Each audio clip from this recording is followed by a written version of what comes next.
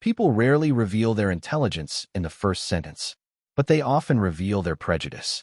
The British Administrative Office occupied what had once been a municipal building on the edge of a small German town. By the spring of 1945, the war was ending, but paperwork seemed determined to continue forever. Clerks moved between desks carrying folders. Typewriters rattled. Stacks of reports covered nearly every available surface. The smell of paper, coffee, and damp wool filled the air. Major William Harrington stood near a large oak desk reviewing transportation records while several junior officers discussed logistics nearby. He was known for efficiency. He valued precision, discipline, and competence. Most people respected him. Some feared disappointing him. Few ever challenged him. The office door opened quietly. A young German woman stepped inside carrying a folder against her chest. Her name was Anna Keller, 24 years old. Blonde hair pinned neatly behind her head. A plain gray coat. No jewelry. No attempt to draw attention to herself. She had recently been assigned to assist with translation and administrative work. To most people in the room, she appeared entirely unremarkable. A clerk directed her toward Harrington's desk. "Major, this is Miss Keller." Harrington barely looked up from the papers. "Very well." Anna waited patiently. After a moment, he finally raised his eyes. "You have worked in administration before?" Anna nodded. "Yes, Major. For several years." Her English was clear, but traces of her German accent remained. Subtle, noticeable, human. One of the younger officers glanced sideways. Another suppressed a smile. Harrington tilted his head slightly. "Several years," he repeated. "And where exactly did you learn your English?" "Partly in Germany, sir." Her voice remained calm. "Partly abroad." The answer seemed simple enough. Yet something about her accent amused a few people nearby. One officer exchanged a look with another. A faint chuckle escaped. Then another. Harrington allowed himself a small smile. "Abroad," he said. "Well, that explains part of it." Several men laughed softly. Anna said nothing. She simply stood there holding the folder. Harrington continued reviewing paperwork. "Do not worry, Miss Keller.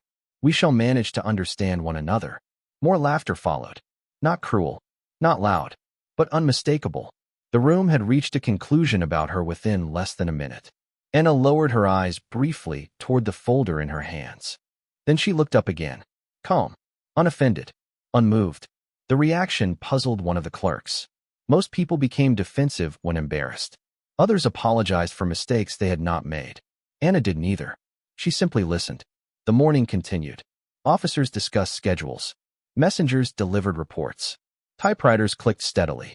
Anna was assigned a small desk near the far wall. Throughout the next hour, she completed every task given to her without complaint.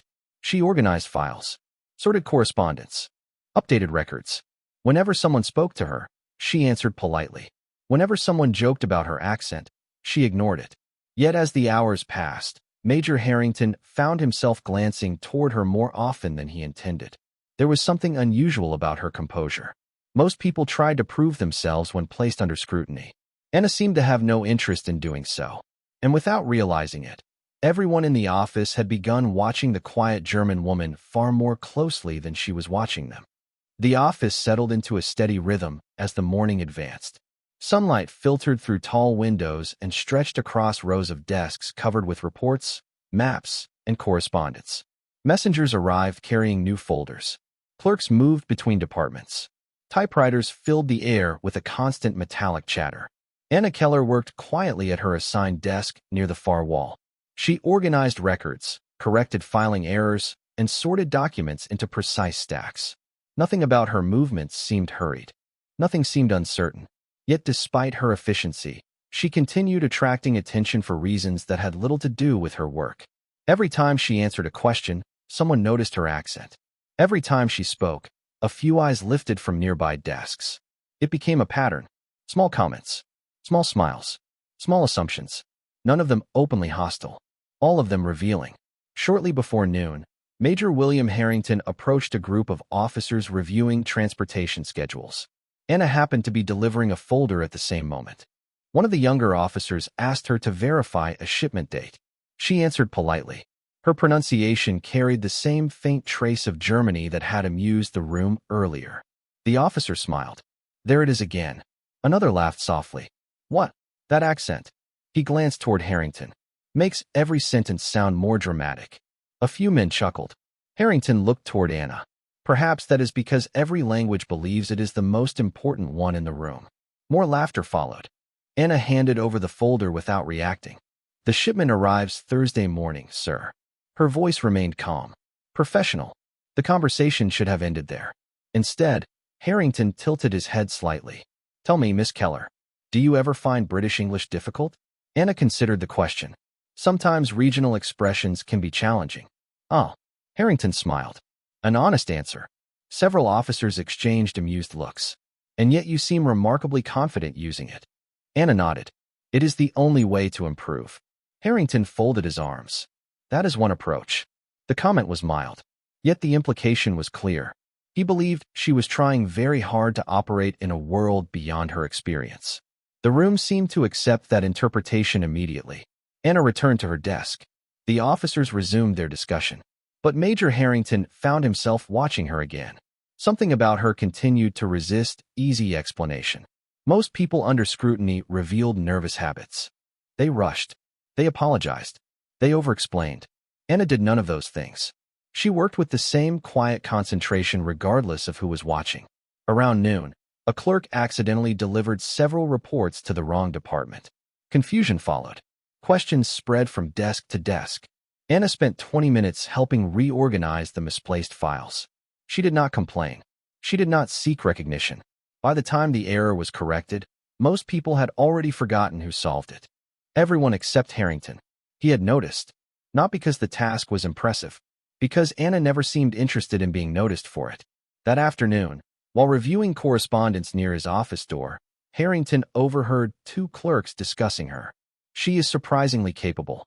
Maybe, but you heard her speak. What does that have to do with anything? The second clerk shrugged. Nothing, I suppose. Harrington looked across the room. Anna sat quietly beneath the afternoon light, reading through a stack of records. For reasons he could not fully explain, he remained convinced there was less to her than some people imagined. And yet the longer he watched, the harder that belief became to defend. The afternoon light slowly shifted across the office floor, turning bright wooden boards into long bands of gold and shadow. Most people barely noticed. They were too busy chasing deadlines, sorting reports, and preparing documents that seemed to multiply faster than they could be filed. Anna Keller continued working quietly at her desk near the far wall. Her movements remained steady, deliberate, unremarkable. At least that was how most people described them. Yet the longer the day continued, the more difficult it became for Major William Harrington to ignore her. It was not because she spoke often. In fact, she spoke less than almost anyone else in the building. It was because she never appeared affected by anything happening around her. A messenger arrived late with important correspondence. Others complained. Anna simply adjusted her schedule and continued working. A clerk misplaced several transportation records. Frustration spread through the office. Anna helped locate the missing documents and returned to her desk without mentioning it again. Every challenge seemed to slide past her without leaving a mark. Shortly after 3 o'clock, a group of officers gathered near Harrington's desk to discuss supply routes. The conversation became increasingly complicated as different departments reported conflicting numbers. Voices rose slightly. Opinions collided. One officer insisted the figures were accurate. Another argued they could not possibly be correct. Through it all, Anna remained focused on a stack of correspondence. At least that was what everyone assumed. Then Harrington noticed something. Each time a new figure was mentioned, Anna's eyes lifted briefly from her work. Not long enough to seem intrusive, just long enough to listen. When the discussion moved on, she returned to her papers. The pattern repeated several times. Harrington found it curious. Most people either ignored conversations entirely or became openly interested in them. Anna seemed to occupy some strange middle ground, listening without participating, observing without announcing it. Eventually, one of the younger officers noticed her glance in their direction. Careful, he joked. Miss Keller is probably reviewing our strategy. A few men laughed. Harrington smirked. If that is true, perhaps she will explain it better than we have. More laughter followed. Several eyes turned toward Anna. The room waited for a reaction. Once again, none came. She simply finished signing a document before placing it neatly into a folder. The silence that followed felt oddly uncomfortable. The officers expected embarrassment. or annoyance, or at least acknowledgement. Instead, Anna gave them nothing. It was as though she refused to participate in assumptions about herself. Harrington watched carefully. For reasons he could not fully explain, her calmness was beginning to irritate him. Not because she had done anything wrong, because she never seemed interested in correcting anyone. Most people defended themselves when underestimated. Anna did not. Most people rushed to demonstrate competence when questioned. Anna did not. She simply continued working as though approval were irrelevant. That evening, as clerks began organizing their desks and preparing to leave, Harrington passed near Anna's workstation. Several completed folders sat arranged in perfect order. Reports were cross-referenced. Filing errors had been corrected. Missing dates had been added. Everything was precise. Harrington paused longer than intended. Anna looked up briefly. "Is there a problem, Major?" Her voice remained calm, respectful. Harrington glanced at the documents, then at her. "No," he replied. "Not at all." He walked away almost immediately. Yet the question stayed with him long after. Because for the first time that day, he had begun wondering whether the person being underestimated was not Anna Keller. It might be everyone else in the room. The following morning began with an unusual sense of urgency. Before most of the clerks had even finished their first cup of coffee, a sealed packet arrived from a regional headquarters several miles away. The envelope carried multiple authorization stamps and immediately attracted attention. Messengers moved quickly. Officers were called from nearby departments. Conversations that normally unfolded over hours now happened within minutes. Major William Harrington received the packet personally. He examined the markings, thanked the courier, and carried the documents directly into his office. The atmosphere throughout the building shifted almost instantly. People noticed. Important paperwork always generated curiosity. Important paperwork delivered before breakfast generated concern. Anna Keller noticed the change as well, though she said nothing. She continued organizing correspondence at her desk, while officers moved in and out of Harrington's office carrying folders and maps. Voices remained controlled, but tension lingered beneath every exchange. Shortly before noon, the office conference table disappeared beneath a growing collection of reports. Supply summaries, transportation schedules, regional assessments, administrative reviews. Several departments had submitted conflicting information, and no one seemed certain which figures were accurate. Harrington assembled a small group of officers to review the material. The discussion quickly became complicated. Numbers failed to match. Dates appeared inconsistent. Recommendations pointed in different directions. Each explanation created new questions. The room gradually filled with frustration. Anna remained at her desk across the office. From a distance, she appeared focused entirely on routine filing work. Yet every so often, her eyes lifted briefly toward the discussion. Not intrusively, not obviously, simply listening. One officer insisted a transportation shortage explained the discrepancies. Another argued that reporting delays were responsible. A third believed several regional offices had used different accounting methods. The theories multiplied. None solved the problem. Hours passed. Papers changed hands repeatedly. The sealed packet remained open on the conference table. Harrington studied page after page while attempting to identify the source of the confusion. Eventually, he removed his glasses and rubbed his forehead. The room had reached a dead end. One junior officer glanced toward Anna's desk and laughed softly. "Perhaps Miss Keller can solve it for us." A few men smiled. The comment was intended as a joke. Harrington allowed himself a faint smirk. "Only if she promises to explain it in perfect British English." Several officers laughed. The familiar amusement returned. The same assumptions. The same confidence. Across the room, Anna continued sorting documents. She neither reacted nor looked offended. Yet something unexpected happened a few minutes later.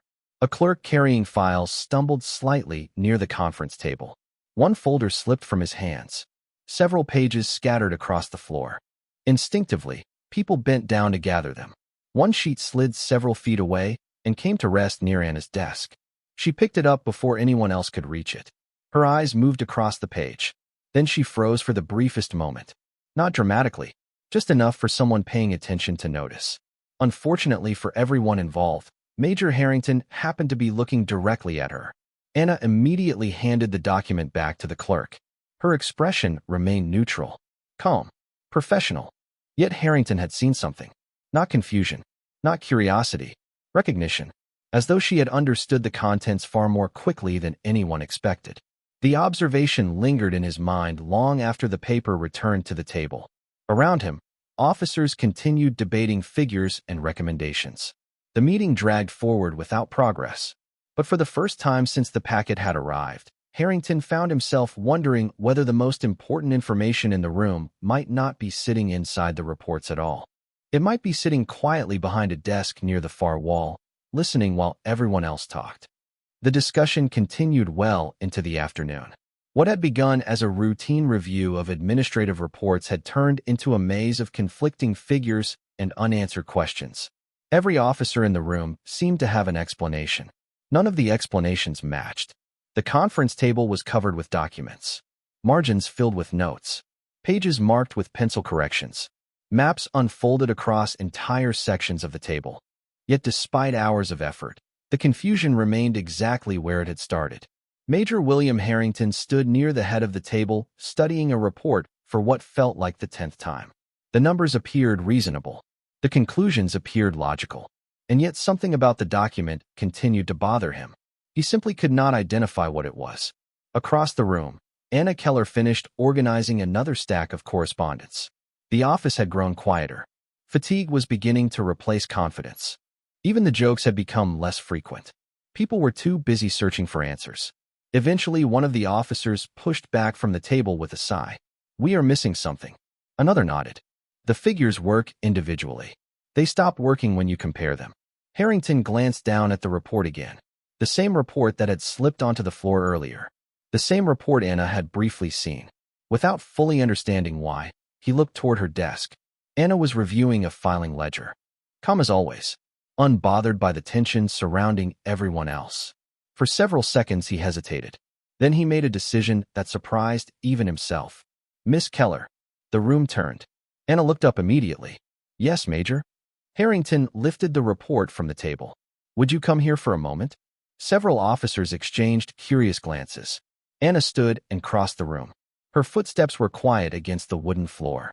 When she reached the table, Harrington held out the document. "You seem to have noticed something earlier."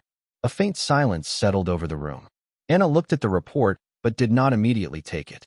"I was not certain, sir." Perhaps certainty is not something any of us possess today. A few restrained smiles appeared around the table. Anna accepted the document. The room watched closely. She lowered her eyes and began reading. One page, then another, then a third. No one spoke. The only sound came from a distant typewriter somewhere beyond the office walls. Nearly a minute passed. Then Anna looked up. "May I ask a question?" Harrington nodded. "Of course." Anna placed the report gently on the table. "Why does this section compare transportation estimates from March with inventory figures collected in January?" The room froze. One officer frowned. Another leaned forward. Harrington looked down at the page she indicated. Anna continued calmly. "These numbers appear accurate independently, but they were gathered during different reporting periods." She turned a page. "The recommendation assumes they represent the same period." Silence deepened. Several officers immediately began reviewing the reference sections. Pages turned rapidly. Notes were checked. Calculations repeated. Within moments, expressions changed across the room. Confusion gave way to realization. The report's central assumption depended on figures that should never have been compared in the first place. Harrington stared at the document. Then at Anna. "How long did it take you to notice that?" Anna considered the question. "Only a few minutes." No one laughed this time. No one commented on her accent. No one seemed interested in it anymore. Because for the first time since she entered the office, everyone was focused on something else entirely. What she had seen that they had missed. For several seconds, nobody moved. The room seemed suspended between disbelief and realization. Officers who had spent the entire afternoon searching for answers stared down at the pages in front of them. One by one, they retraced the comparison Anna Keller had identified. Every calculation led to the same conclusion. The mistake was real. The transportation estimates had been compared against inventory figures gathered nearly 2 months earlier. Individually, the numbers were accurate. Together, they created a false picture. The recommendation built upon those figures was flawed from the beginning. A junior officer flipped through the pages again, then again, as though repetition might somehow produce a different result. It did not. Across the table, another officer slowly removed his glasses and leaned back in his chair. "Good Lord," he muttered. No one disagreed. Major William Harrington remained standing at the head of the table. His eyes moved between the report and Anna. The room had spent hours searching for a complicated answer. She had found the problem in less than a minute. Yet what bothered him most was not the mistake itself. It was the fact that everyone, including him, had been looking in the wrong direction. They had focused on calculations. Anna had focused on assumptions. The distinction suddenly felt enormous. One of the officers cleared his throat. "That explains the discrepancy." Another nodded immediately. "And the conflicting recommendations." A third officer pointed toward a section near the back of the report. "If this assumption is incorrect, then this conclusion is incorrect as well." The realization spread rapidly. Entire sections of the analysis began unraveling, not because the report was careless, because one overlooked detail had quietly distorted everything that followed. Through it all, Anna remained standing beside the table. She did not appear pleased with herself. She did not appear proud. She simply listened while the others worked through the implications. Eventually, Harrington spoke. "Miss Keller." Anna looked toward him. "Yes, Major." "How exactly did you notice it?" The room became quiet again. Anna glanced down at the report. The dates felt unusual. Unusual? She nodded. Most reports compare information gathered during the same reporting period. When I saw January and March used together, I assumed there must be an explanation. Harrington folded his arms. "And when you found none? Then I assumed the explanation was the problem." A few officers exchanged looks. The answer sounded so simple once spoken aloud. Yet none of them had seen it. Harrington allowed himself a small smile. Not a mocking smile. Not this time. Something closer to respect. "That is a very unusual way of reading a report." Anna considered that. "My father used to say that facts are important." The room listened. "But the assumptions connecting those facts are often more important." No one laughed. In fact, several officers nodded thoughtfully. The statement carried the weight of experience rather than cleverness. As the afternoon faded toward evening, the atmosphere inside the office changed completely. The report was revised. New recommendations were drafted. Updated figures replaced incorrect conclusions. Work moved forward again. But something else had changed as well. Conversations sounded different. Questions directed toward Anna sounded different. Even the way people looked at her had changed. The accent that once attracted attention seemed almost irrelevant now. For the first time since she arrived, nobody appeared interested in where she had learned English. They were far more interested in how she thought. Major Harrington noticed the transformation unfolding around him. And with every passing minute, he became increasingly aware of an uncomfortable truth. The most significant error uncovered that day was not inside the report. It was the judgment he had formed about Anna Keller before he knew anything about her. The office remained busy long after sunset. Lamps glowed across desks where revised reports were being prepared. Outside the windows, darkness settled over the town, turning the glass into mirrors that reflected the people working inside. Most of the officers should have gone home hours earlier, yet no one seemed eager to leave. The discovery Anna Keller had made continued echoing through every conversation. Not because it had exposed a dramatic scandal, because it had revealed how easily intelligent people could overlook something important when they assumed they already understood the situation. Anna sat quietly at her desk reviewing a final stack of correspondence. The attention surrounding her had become impossible to ignore. Throughout the evening, officers approached with questions they would never have asked that morning. Clerks requested her opinion on reports. Administrators sought clarification on terminology. She answered each question politely, briefly, without any sign of triumph. Major William Harrington observed the change from across the room. The contrast fascinated him. The same people who had laughed at her accent now listened carefully whenever she spoke.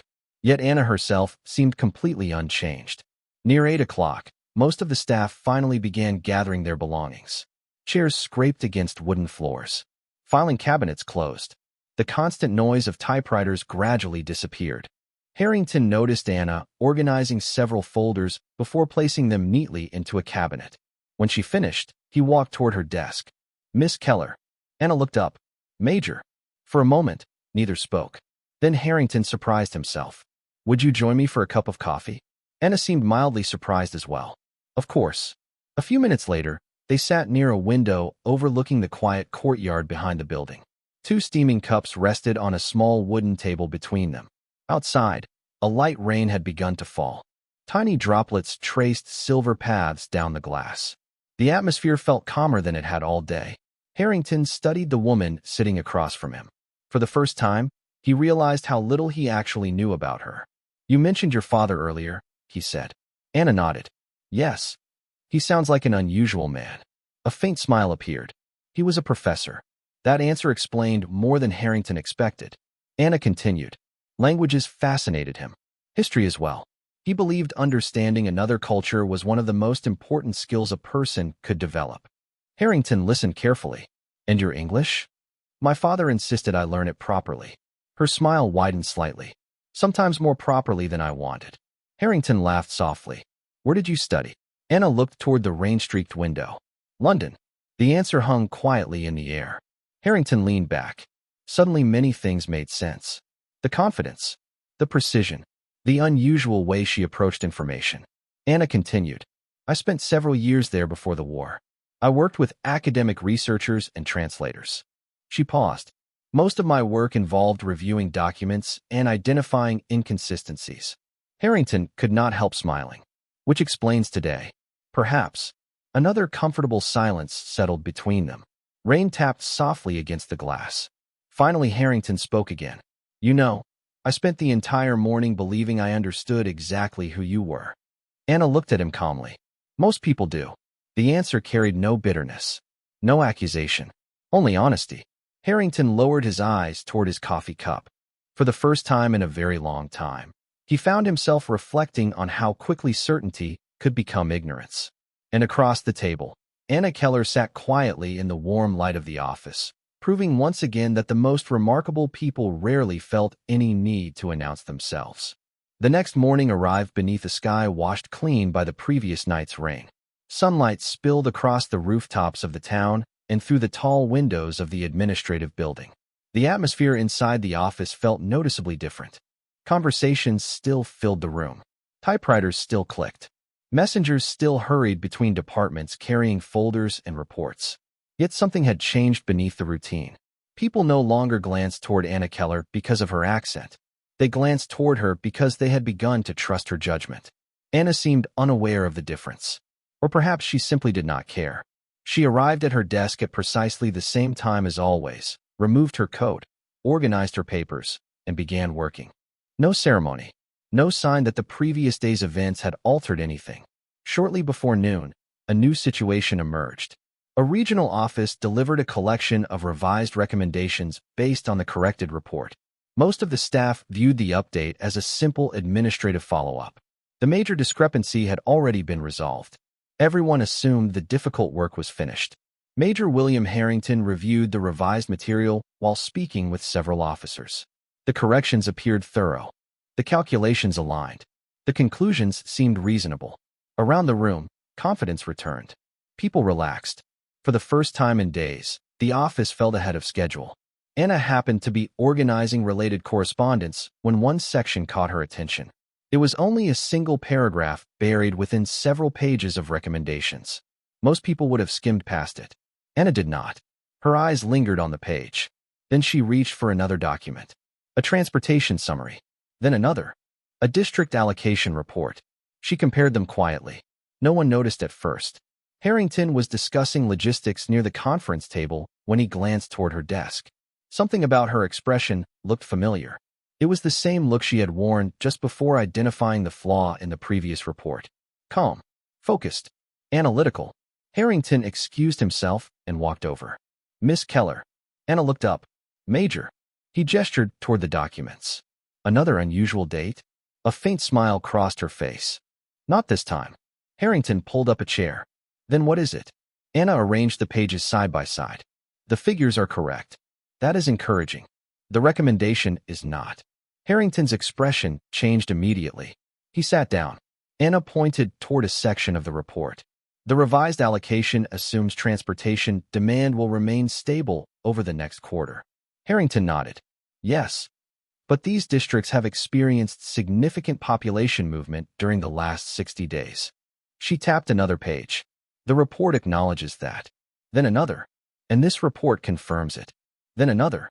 Yet the recommendation ignores it. Harrington studied the documents.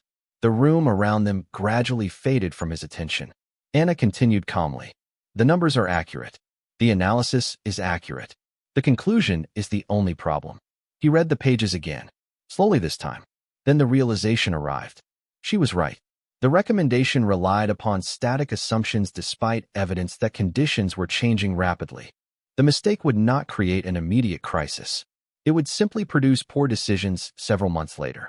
Exactly the kind of error most people never noticed until it became expensive to correct. Harrington leaned back and exhaled slowly. You saw that in a few minutes? Anna shrugged lightly. I spend most of my time reading documents. The answer sounded simple. Yet it carried a truth the office was finally beginning to understand. Intelligence was not always loud. Expertise was not always announced. Sometimes it sat quietly at a desk while everyone else talked. And once again, Anna Keller had managed to see beyond the report itself and recognize the assumption hiding beneath it. Several days later, the office had returned to its normal rhythm. Reports arrived. Reports departed. Clerks managed schedules. Officers reviewed recommendations. To an outside observer, nothing seemed different. Yet the people inside the building knew otherwise. Certain lessons had a way of lingering long after the paperwork was completed. Anna Keller remained exactly as she had always been. She arrived on time, organized her desk, completed her assignments, spoke only when necessary. The attention surrounding her gradually faded, but the respect remained. That was the difference. Respect no longer depended on explanations. It had become part of the room itself. Late one afternoon, a message arrived from regional headquarters. The revised recommendations based on Anna's observations had been approved. Several allocation plans were updated. Transportation schedules were adjusted.